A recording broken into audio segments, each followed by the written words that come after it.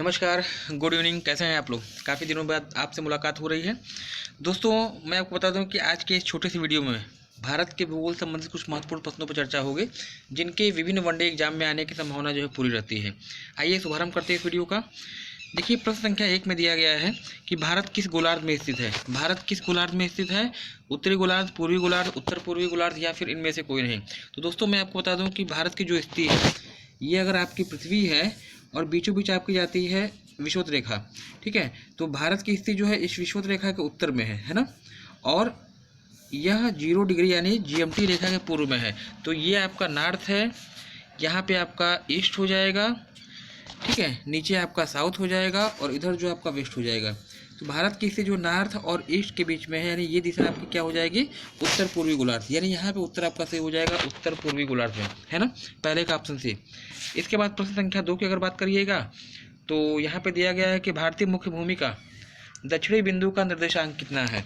भारतीय मुख्य भूमि का दक्षिणी बिंदु का निर्देशांक मैं आपको बता दूं, ये अगर भारत की मुख्य भूमि है तो दक्षिण जो आपका दक्षिणी बिंदु आपका होगा, जिसका नाम होगा कन्याकुमारी, है ना।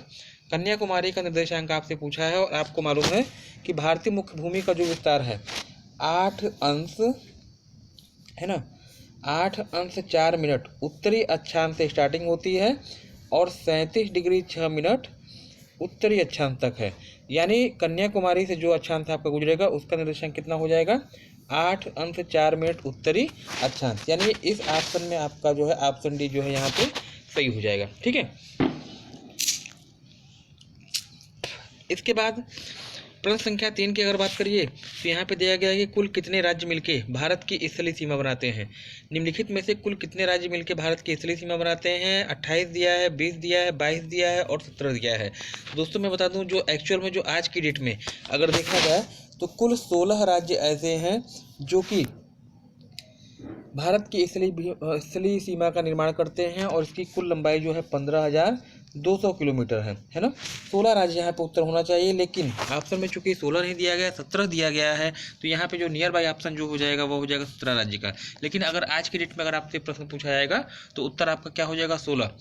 आपको मालूम है कि जम्मू कश्मीर राज्य जो कि पहले एक राज्य की श्रेणी में था, है ना, 31 अक्टूबर 2019 के बाद जो इसका पुनर्गठन हो गया और 2 नए केंद्र शासित प्रदेश आपके जुड़े थे, जिसके परिणाम स्वरूप 17 में से 1 अगर माइनस कर दीजिए तो कुल राज्यों की संख्या कितनी हो जाएगी?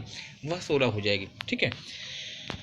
इसके बाद प्रश्न संख्या 4 की अगर बात करें तो यहाँ पे दिया गया है कि कितने भारतीय राज्य 3 देशों की सीमाओं से स्पर्श करते हैं। कुल कितने राज्य ऐसे हैं जो 3 देशों के साथ स्पर्श करते हैं, वो आपसे पूछा गया है। ऑप्शन दिया गया है 4, 3, 5 या 2। तो दोस्तों, मैं आपको बता दूं कि एक आपका है सिक्किम, दूसरा आपका है वेस्ट बंगाल और तीसरा है अरुणाचल प्रदेश। ये 3 राज्य ऐसे हैं जो कि तीन देशों की सीमा को स्पर्श करते हैं। सिक्किम की सीमा नेपाल, चीन और भूटान से स्पर्श करती है। वेस्ट बंगाल की सीमा बांग्लादेश से स्पर्श करती है, नेपाल से स्पर्श करती है और साथ ही साथ भूटान से स्पर्श करती है। और अरुणाचल प्रदेश की सीमा भूटान से स्पर्श करती है, म्यांमार से स्पर्श करती है और चीन से स्पर्श करती है।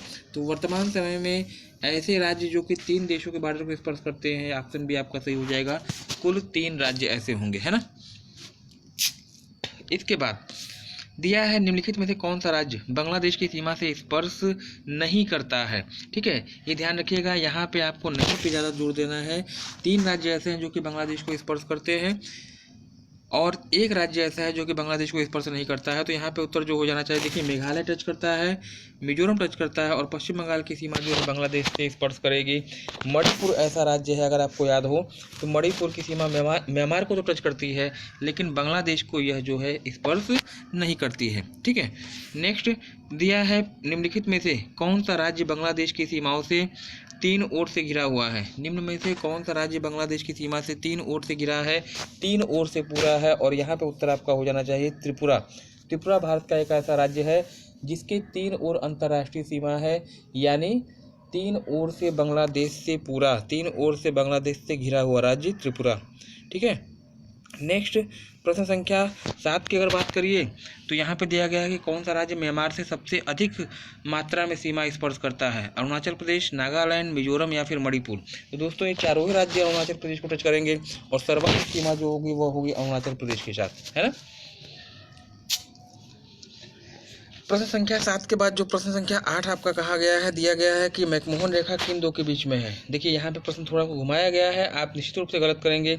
जम्मू कश्मीर चीन दिया है, उत्तराखंड चीन दिया है, सिक्किम चीन दिया है और अरुणाचल प्रदेश एवं चीन दिया है। पूछा गया है कि मैकमोहन रेखा किन के बीच में है, तो आपको जनरली मालूम है कि मैकमोहन रेखा का निर्माण जो हुआ था 1914 में हुआ था और यह भारत और चीन के बीच में विभाजन कार्य करती है। लेकिन भारत का कौन सा राज्य है? चारों राज्य स्पर्श करते हैं चीन को। जम्मू कश्मीर भी टच करता है, उत्तराखंड भी करता है और सिक्किम भी करता है। लेकिन अरुणाचल प्रदेश का वह हिस्सा जो चीन को स्पर्श करता है वही जो है मैकमोहन रेखा के रूप में जाना जाता है। तो इस आधार पे आपका उत्तर जो हो जाएगा 8वें का डी। ठीक है। प्रश्न संख्या 9 की अगर बात करिए तो यहाँ पे दिया गया है कि रेडक्लिफ रेखा किन दो के बीच में स्थित है। रेडक्लिफ रेखा किन दो के बीच में है? भारत म्यांमार, भारत चीन, भारत पाकिस्तान और भारत बांग्लादेश। ठीक है। भारत पाकिस्तान के बीच में इसकी लोकेशन है 1947 में इसका निर्माण हुआ था, है ना। और भारत बांग्लादेश के बीच में अगर बात करें तो शून्य रेखा जो है विभाजन का कार्य करती है। ठीक है। नेक्स्ट प्रश्न संख्या 10 की अगर बात करिएगा तो यहाँ पे दिया गया है कि कौन सा राज्य पाकिस्तान के साथ सर्वाधिक मात्रा में स्पर्श करता है। तो दोस्तों सर्वाधिक मात्रा में स्पर्श करने वाला राज्य जो आपका हो जाएगा पाकिस्तान के साथ वह है राजस्थान। ठीक है।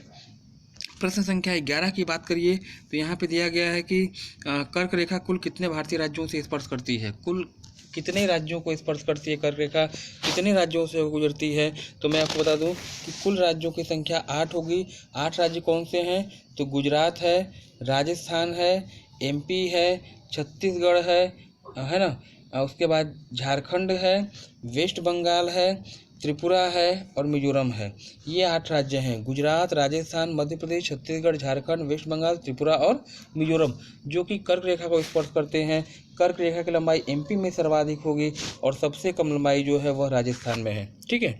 नेक्स्ट प्रश्न संख्या 11 की बात करिएगा तो यहाँ पे दिया गया है कि निम्नलिखित में से किस राज्य से कर्क रेखा स्पर्श नहीं करती है। अभी मैंने आपको 8 राज्यों का नाम बताया और यहाँ पे जो उत्तर दिया गया है झारखंड, राजस्थान, त्रिपुरा या फिर उत्तर प्रदेश। किस राज्य से कर्क रेखा नहीं गुजरती है? तो यहाँ पे जो उत्तर हो जाना चाहिए ऑप्शन सी, उत्तर प्रदेश से यह रेखा नहीं स्पर्श करती है, नहीं गुजरती है। ठीक है। कर्क रेखा को स्पर्श करने वाले इन राज्यों को पश्चिम से पूर्व दिशा में समायोजित कीजिए। ये आपसे प्रश्न पूछा गया है। 4 राज्यों का नाम दिया है, पश्चिम बंगाल है, छत्तीसगढ़ है, त्रिपुरा है और राजस्थान है। ठीक है। पश्चिम से पूर्व इन राज्यों को एडजस्ट करना है उनकी लोकेशन के आधार पे। दोस्तों सबसे पश्चिम में इसमें आपका जो आ जाएगा वो होगा राजस्थान, यानी 4 नंबर पहले आएगा। इसके बाद आपका आता है छत्तीसगढ़ यानी 2 नंबर। तीसरे नंबर पर आपका आ जाएगा वेस्ट बंगाल यानी 1 और अंत में 3। 4 2 1 3 जो है इसका पश्चिम से पूर्व का क्रम होगा और मुझे लगता है कि यहाँ पे 4 2 1 3 ऑप्शन ए जो है यहाँ पे सही हो जाना चाहिए। ठीक है।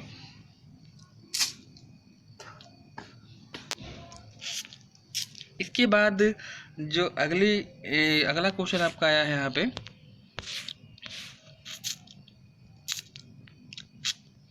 कर्क रेखा पर स्थित भारत की एकमात्र राजधानी, भारत की ही नहीं बल्कि एकमात्र राजधानी विश्व की अगर कहा जाए कर्क रेखा पर स्थित है वह झारखंड राज्य की राजधानी रांची कर्क रेखा पर स्थित भारत की ही नहीं बल्कि पूरे विश्व की एकमात्र राजधानी है। नेक्स्ट, निम्नलिखित में से किसे भारत की मानक समय रेखा के रूप में स्वीकार किया गया है? तो दोस्तों इसका जो सही उत्तर हो जाना चाहिए मुझे जहाँ तक लगता है ऑप्शन सी, 82.5 डिग्री पूर्वी देशांतर रेखा जो है भारत की मानक समय रेखा के रूप में स्वीकार किया गया है। और यह रेखा जो है यूपी, एमपी है ना, यूपी, एमपी, छत्तीसगढ़, उड़ीसा और आंध्र प्रदेश, इन 5 राज्यों को होकर टच करती है। ठीक है, से गुजरती है। कुल कितने राज्य भारत की मानक समय रेखा से स्पर्श करते हैं प्रश्न पूछ दिया, यानी यहाँ पे उत्तर आपका क्या हो जाएगा? 5 राज्य, उत्तर प्रदेश, मध्य प्रदेश, छत्तीसगढ़, उड़ीसा और आंध्र प्रदेश। ठीक है। फरमाइशी गीतों के लिए प्रसिद्ध झुमरी तलैया किस राज्य में स्थित है? फरमाइशी गीतों के लिए प्रसिद्ध झुमरी तलैया किस राज्य में है? उत्तराखंड दिया है, छत्तीसगढ़ दिया है, कर्नाटक दिया है, झारखंड दिया है। दोस्तों ताल तलैये से आते आप मैक्सिमम लोग क्या करते हैं उत्तराखंड लगा देते हैं, लेकिन ये ध्यान रखिएगा विविध भारती का प्रोग्राम था उसमें जो है झुमरी तलैया से कई फरमाइशें आपकी आती हैं और ये इसका सही उत्तर जो हो जाना चाहिए वो है झारखंड राज्य में, है ना। इसके बाद जो नेक्स्ट आपका होगा मालनड। मालनड नामक पर्वतीय स्थल किस राज्य में स्थित है? तेलंगाना दिया है, कर्नाटक दिया है, और तमिलनाडु है और उत्तराखंड है। तो दोस्तों मैं आपको बता दूं कि मालनड की लोकेशन जो है कर्नाटक राज्य में है। कर्नाटक का एक हिल स्टेशन है ना। भामी बेटका नहीं होता है, भीम बेटका होगा। भीम बेटका की गुफाएं किस भारतीय राज्य में है? तो दोस्तों मैं आपको बता दूं कि इसकी जो लोकेशन है मध्य प्रदेश में है। मध्य प्रदेश में पड़ता है एक जिला रायसेन। मध्य प्रदेश के रायसेन जिले में जो है यह गुफाएं स्थित हैं। इनका संबंध बौद्ध धर्म से है। इसी तरह से 20वां क्वेश्चन आपका दिया गया एक और गुफाओं का है। अजंता एवं एलोरा गुफाएं किस भारतीय राज्य में है? तो अजंता एवं एलोरा गुफाएं पड़ती हैं औरंगाबाद में, और औरंगाबाद आपका कहाँ पड़ता है? तो ये बता दीजिएगा आप, महाराष्ट्र में। ठीक है, बौद्ध धर्म से इनका भी संबंध है। नेक्स्ट, केंद्र शासित प्रदेश लक्षद्वीप के अंतर्गत कुल द्वीपों की संख्या कितनी है? केंद्र शासित प्रदेश लक्षद्वीप में कुल कितने द्वीप आपके होंगे? दोस्तों मैं आपको बता दूं यहाँ पर उत्तर जो हो जाना चाहिए 36 है ना, सॉरी 36 द्वीप। 36 द्वीप है। लक्षद्वीप के बारे में कुछ चीज़ें मैं आपको और बता दूं कि लक्षद्वीप जो है एक प्रवाल निर्मित द्वीप का उदाहरण है। इसके अंतर्गत कुल द्वीपों की संख्या 36 है, जिसमें से सबसे बड़ा द्वीप जो है अद्रांतो द्वीप या एंड्रोथ द्वीप होगा, और इसकी जो राजधानी कावरती है ना। प्रश्न संख्या 22 की अगर बात करिए तो यहाँ पे दिया गया है कि लक्षद्वीप किस प्रकार के द्वीप का उदाहरण है? लक्षद्वीप किस प्रकार के द्वीप का उदाहरण है? तो यहाँ पे उत्तर सही हो जाएगा, मैंने आपको पहले बता दिया, प्रवाल निर्मित द्वीप या मूंगा से निर्मित द्वीप का उदाहरण होगा। ठीक है, तो ये कुछ महत्वपूर्ण प्रश्न थे। इसके अलावा आगे जो अगला प्रश्न आपका यहाँ पे दिया गया है, निम्नलिखित में से कौन सा द्वीप सर्वाधिक जनसंख्या वाले द्वीप के रूप में जाना जाता है? विश्व का सर्वाधिक जनसंख्या वाला द्वीप अगर आपसे पूछा जाए तो यह अरब सागर में स्थित है, और इसकी लोकेशन सालसेट द्वीप पर स्थित है, और इसी द्वीप पर जो है भारत की आर्थिक राजधानी मुंबई की लोकेशन मुंबई स्थित है। ठीक है, अगर आपसे पूछा जाए विश्व का सर्वाधिक जनसंख्या घनत्व वाला द्वीप कौन सा है, तो इंडोनेशिया में स्थित एक द्वीप है जावा। जावा द्वीप जो है विश्व का सर्वाधिक जनसंख्या घनत्व वाला द्वीप का उदाहरण है। ठीक है, सर्वाधिक जनसंख्या वाला द्वीप सालसेट द्वीप, सर्वाधिक जनसंख्या घनत्व वाला द्वीप तो जावा बता दीजिएगा। नेक्स्ट, हाल ही में किस द्वीप का नाम परिवर्तित करके एपीजे अब्दुल कलाम के सम्मान में कलाम द्वीप रखा गया है? तो उड़ीसा में स्थित व्हीलर द्वीप, बंगाल की खाड़ी में स्थित यह द्वीप है, और यह द्वीप अधिकार किस राज्य का अधिकार है? तो उड़ीसा का।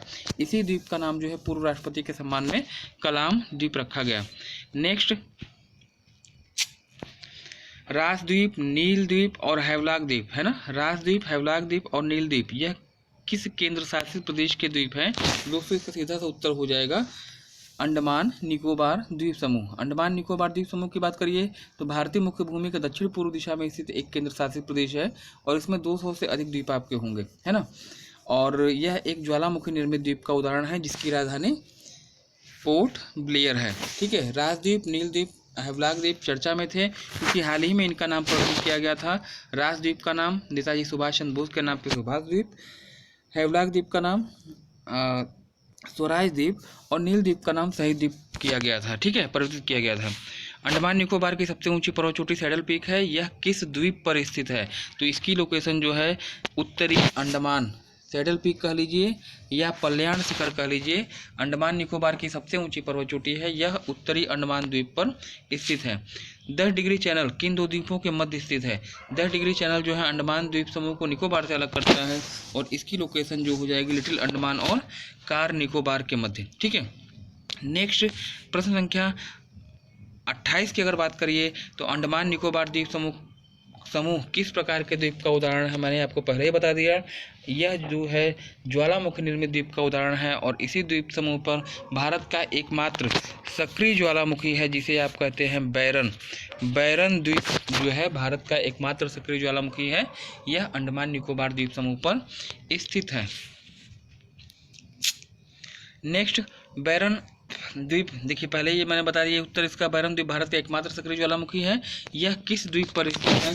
तो इसकी लोकेशन जो है दक्षिणी अंडमान पे हो जाएगी। ठीक है, धनुषकोटी नामक स्थल किस द्वीप पर स्थित है? पंबन द्वीप दिया है, सालसेट द्वीप दिया है, श्रीहरिकोटा दिया है और न्यूमोरी द्वीप दिया है। दोस्तों मैं आपको बता दूं ये आपका दक्षिण भारत का हिस्सा है। यहाँ पे श्रीलंका का क्षेत्र है और यहाँ मन्नार की खाड़ी पड़ती है ना।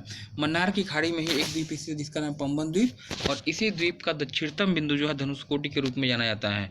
श्रीलंका के जाफना प्रायद्वीप तक एक पुल बनाया गया था जिसे आप राम सेतु कहते हैं, या अंतर्राष्ट्रीय स्तर पर इसी को आप क्या कहते हैं, आदम का पुल या एडम्स ब्रिज के नाम से पुकारा जाता है। ठीक है, निम्नलिखित में से किस राज्य में फूलों की घाटी स्थित है? फूलों घाटी बहुत ही फेमस क्वेश्चन है। उत्तराखंड। उत्तराखंड में चमोली डिस्ट्रिक्ट, चमोली जिले में इसकी लोकेशन है ना। नेक्स्ट, निम्नलिखित में से कौन सा राज्य नेपाल, चीन और भूटान के त्रिसंधि पर स्थित है? पहले चर्चा हो चुकी है। नेपाल, चीन और भूटान को स्पर्श करने वाला देश राज्य आपका सिक्किम होगा, है ना। निम्नलिखित में से कौन सा राज्य केवल 2 देश की सीमा को स्पर्श करता है? देखिए, जम्मू कश्मीर 3 को करता है, सिक्किम 3 को करता है, पश्चिम बंगाल 3 को करता है। उत्तराखंड की सीमा केवल 2 राज्यों को स्पर्श करती है, एक तो जो है चीन हो जाएगा और एक आपका नेपाल हो जाएगा। निम्नलिखित में से किसे भारत के शांत घाटी के रूप में जाना जाता है? तो साइलेंट वैली नामक स्थान जो है आपका पड़ता है कहाँ पर? केरल में। ठीक है, जैव विविधता के लिए फेमस है और पालक्काड डिस्ट्रिक्ट में इसकी लोकेशन होगी। 35वां क्वेश्चन जो आपका है, व्हीलर द्वीप किस नदी के मुहाने पर स्थित है? उड़ीसा में स्थित है और इसकी लोकेशन ब्राह्मणी नदी के मुहाने पर स्थित है। ठीक है, तो ये कुछ महत्वपूर्ण प्रश्न थे जो कि भारत के भूगोल से संबंधित हैं और विभिन्न एक दिवसीय परीक्षाओं में आपसे पूछे जाते हैं।